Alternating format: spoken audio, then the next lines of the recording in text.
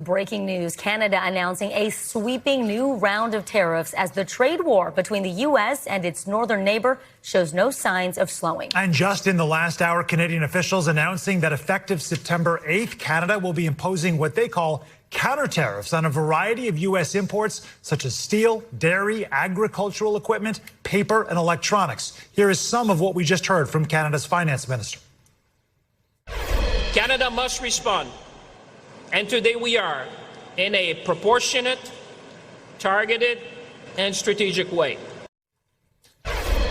Joining us now, NBC News chief business correspondent and, of course, host of Current on NBC News Now, Christine Romans. Christine, good to see you. Look, we're talking about potentially hundreds of products that could be impacted here. What stood out to you? What does this mean for the American consumer? So it's an exactly targeted response to the tariffs the U.S. put on Canada over the weekend. And so this is Canada's response: metals, motorcycles, aluminum, paper and pulp products, agricultural equipment, electronics, a lot of the same kinds of things that the U.S. is going to tax at the border coming in from Canada. Now Canada is going to do the same. So this has a chilling effect on those industries. It could raise prices or costs in those industries. One thing I think is interesting, these are 15, 25, and 50% tariffs on these products, actually targeted exactly to the same things that the U.S. Was targeting from Canada. And it can start to sound confusing. And I think the best way to think about it is this.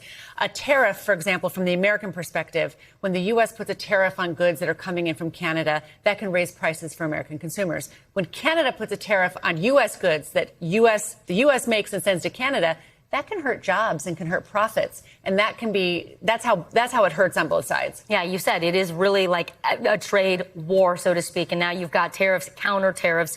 What's the timeline for this? And what is the room for negotiation at this point? Well, that's the big question here. Does this continue to spiral? Because we're talking on $27 billion worth of goods. This is a $900 billion trading arrangement. So that's a rather small, a lot of goods, 700 different categories. Right. But it's about $27 billion.